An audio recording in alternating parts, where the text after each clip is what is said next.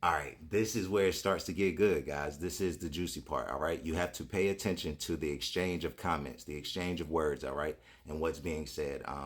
One is fighting for one side and the other is fighting for the other, right? We got self custody, right? And then we got custodians, right? Who more so want to fight for custody over your assets. But hear me out. This is a cryptocurrency entrepreneur, um, Eric Tristan, guys. So let's see what he has to say. Check it out. The customer in hand by designing an emergency escape hatch that you describe clearly, and then you betray those expectations, you're now engaged in something that looks like conduct that can be subject to regulation and not engaged in pure speech.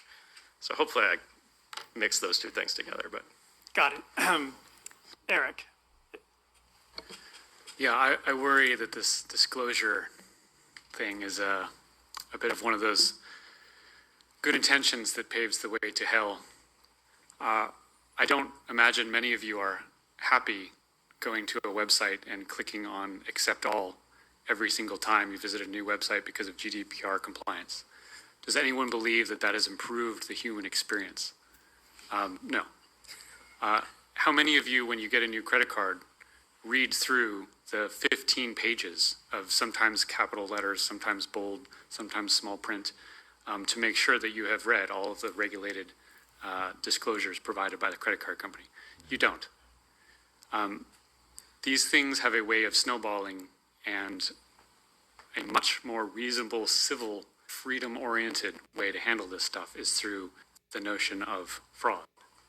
Basically, in your example, if a new project is doing some kind of market maker deal, well, if you're going to invest in that project, you should perhaps ask them if they're doing that kind of thing. Ask them. Ask them to affirm something. Ask them to deny something. It can be in a public setting, a public message board or anything like that. They will then have to answer. If they don't answer, maybe that's a red flag and you should stay away from that investment. And if they answer and then they act not in accordance with their own statements, now that is fraud. That seems like a very appropriate way to actually go after bad actors because they're actually committing fraud. There are too many different types of things that might have to be disclosed for this idea that disclosure should be a regulated forcing function.